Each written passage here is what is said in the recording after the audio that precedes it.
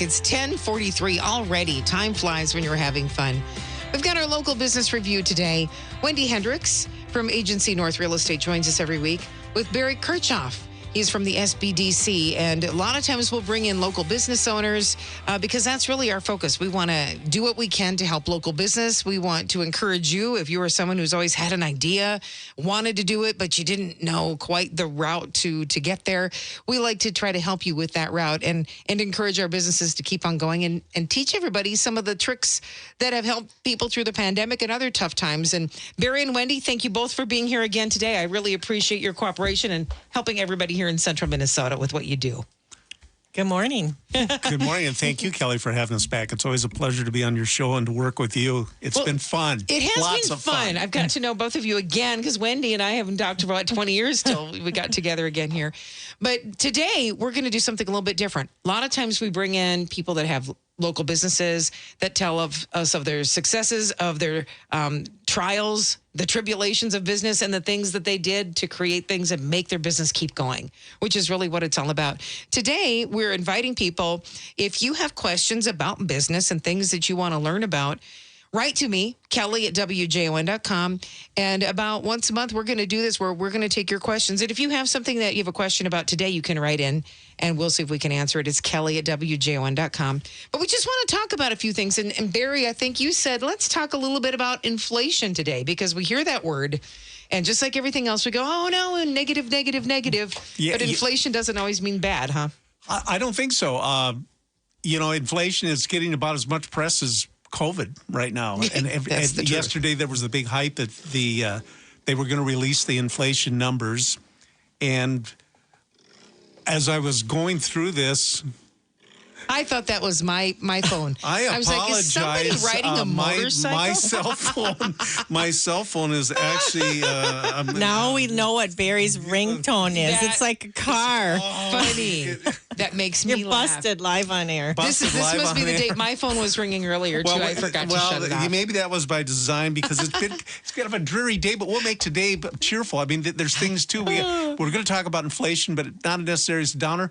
But even the weather. Look at our poor friends in North Dakota, and if you've lived up in North Dakota, you know what I'm talking about, and have the interstate shut down for 2-3 days, 29 north to the Canadian border. No fun. And, Montana into Jamestown, North Dakota. My heart goes out to my North Dakota friends up there. Yeah, absolutely. Well, let's talk a little bit about inflation. I first of all have to tell you, I am not a global economist. I'm just a humble director of a small business development center.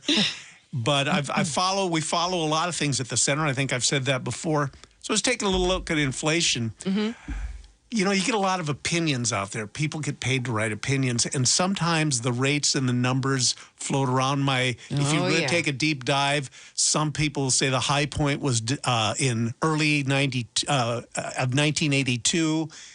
Others say it was December of 1981. And for today, I'm using the numbers that I found in December of 1981, where the inflation had hit 7.9%. Okay. And right yesterday, it was reported that we're at 8.5% for inflation rate. I can't tell you that it doesn't scare me. Mm-hmm. It scares me very much, especially when I see my property tax statement. I feel like I don't know what's going to happen, but I worry a little bit about people not being able to make more in their salaries when we're getting this inflation. And how am I going to make all that work when everything's going to go up? That's a very good point, Kelly. Inflation. Controlled inflation, they say, is good. 2% a year is the sweet spot from what the little bit of research I've done on it. Then they have what they call walking inflation, which the country has gone through from 3 to 10% is the term from what I could find. And then galloping inflation. And is that where we're at? No, we're not galloping. We're not there yet. Galloping inflation was during the Reagan era where you were buying your home and interest rates were at 14, 16%. That's galloping inflation. And, of course, the inflation was going up, so they raised the interest rates that high to curb the inflation. And, I grew up, I was working. I was during that Reagan era, during that inflation, and there are some few things that are different that I'll talk about later, but life went on. Yeah. Wendy, you're in commercial real estate. commercial real estate in St. Cloud was still growing during those inflationary times. New discount stores were coming to town, and division was starting to grow into its own. There weren't blocks where there was open land available. Oh. It was starting to get sold, and a lot of people suggest that commercial real estate is a very good hedge against inflation. And I actually am seeing that in the last few months, especially. I've been open that when COVID first hit, it was really hard on commercial real estate. You look at offices, office properties, retail, bars, restaurants. But suddenly I'm seeing a surge. Just in the last few months, I've had some large lease tenants sign. So people are coming back to the office. Yeah. And, I think we're seeing some people are staying remote. Some people are the hybrid. What the research is showing, it's going to be a third.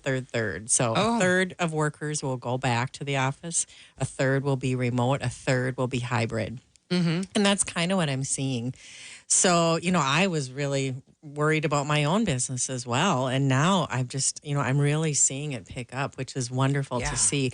And, yes, there's some downsizing with office properties. However, on the flip side, I think some of these environments where people were packed into cubes are now they have more room to expand their business, out. right? So take the office work home, but when you have that business that really wants to communicate with, they can put more product in their store, right? I mean, that really opens the space up. So that is a good thing. And they're opening it up. I don't think that, because of COVID, I think we're seeing more spacing out in offices rather than kind of cramming people in tight spaces.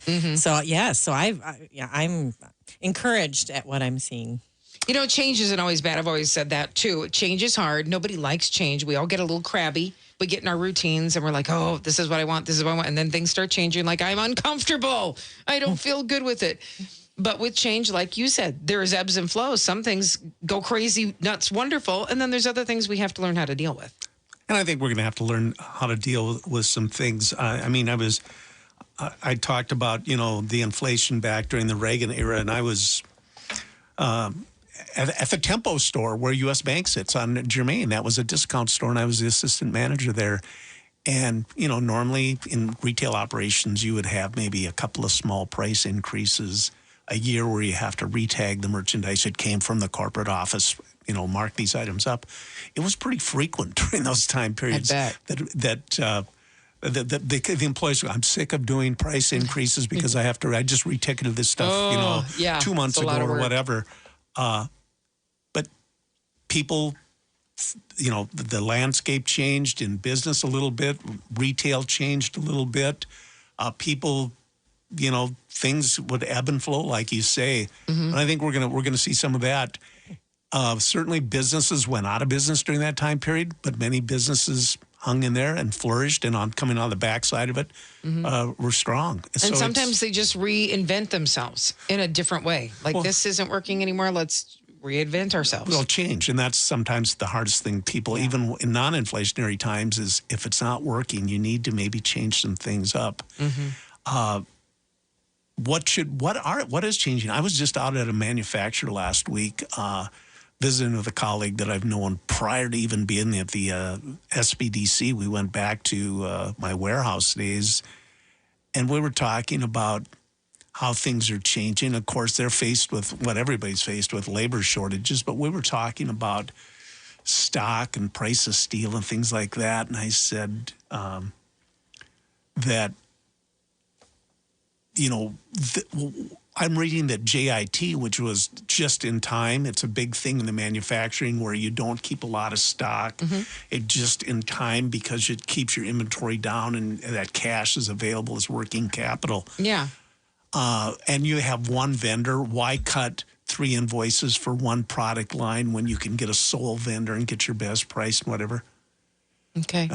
That's kind of changing now. The thought pattern of that is changing. He said, yeah, it'll go back to JIT and all that, but they're encouraging you better have maybe some diversity, meaning some backup vendors because of supply chain shortages and disruptions. Sure. And if you can buy it now and the price is going to go up, like right now, was JIT good in lumber? People that had a lot of safety stock in lumber as the price went up probably did better than having the money distributed somewhere else in their business. Okay. But that's management decisions because inventory still can haunt you if it's the wrong type of inventory. Okay. We're encouraging restaurants to pare down their menus. Right. Sell the winners. And if you're not, you have to adjust menu costs, anything you can do. People are learning to live with this. Look at Domino's. Always, they built a great business on 20-minute delivery. We deliver. Yeah. Since this has started happening last year, they're introducing coupons. You get a coupon $3 off if you pick up your pizza. Yeah, right. Because they're giving you an option. It curbs inflation. They'll go, well, yeah, I can pick it up on the way home. Their ads are great. And I would assume they're making money by not having that delivery expense. They are with the price of gas and everything. So those are strategies that small businesses have to employ if they're going to be successful during the inflationary times. Sometimes bundling. People still buy on value. Maybe looking at alternative vendors for your products and goods and services. Sometimes we get complacent and to call around and look for a different vendor or do some price comparison that you can pass that on to your client. Or if you make a savings, it could hold you back on a price increase. But fact of the matter is we're living in this world and you have to, if you're a small business, you have to review your pricing more than annually or every 6 months now. I think you have to take a look at it and say, how can I, we're going to raise it X amount. Do some numbers, do your math, check your margins. Sometimes people don't know the difference between the mathematical equation of a markup and a margin. I don't. I don't. I need help with that. But margins, if you're doing a markup and your competitors are operating off of industry standard margins, you're already below the pricing game. So you need to understand your margins and what's going on out there in the industry. And this is a prime time where you've heard me say it before on the show. Don't only work in your business, especially now work on your business. And that's what we've been trying to do with the guests we've had on. I just started talking to businesses about what they were doing, and we've had many stories now of how people have changed the way they do business, but they didn't stop. So my message was stop stopping. Yeah, stop stopping. But for me, it's also been very inspiring. Of course, Barry and I are passionate about entrepreneurism, and it's such a wonderful time for entrepreneurs because we're seeing a lot of startups, a lot of people that maybe they did lose their job or their business closed, and they're pursuing a dream they've always had because what do they have to lose? So I find it's been a very inspiring time, but very hard. I mean, it's hard, but then I think hard times, and when you go through hard things, it can really bring things unexpected. This is interesting. It is. I don't know what we're doing on time. Yeah, we still got about 4 minutes. I was going to tell you that a good friend of mine told me to watch the commencement speech that Jim Carrey gave. I don't know when it was, if it was last year or a few years back, but it was so positive. And basically the message was this. You can go get a job that you absolutely hate and you can fail at it. And if you have a passion, then you might as well go for it because you can fail at anything. But, pursue something you want because, if you pursue it, just go grab it. Don't have hope. Just know that you're going to do it and put your ideas out to the universe and believe that you're going to get there. Have faith in it.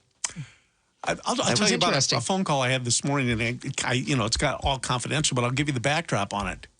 A professional is going to be starting a business, wants to be part of the Great Resignation, and wants to have their own little kingdom, and they've found a niche market. Okay. And they can provide things that maybe the bigger players can't do.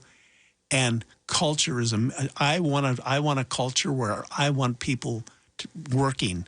And that's the message. The culture, people will change for maybe $1 an hour, but people there won't if the culture is right where they work. Yeah. And we're going through. That's so true.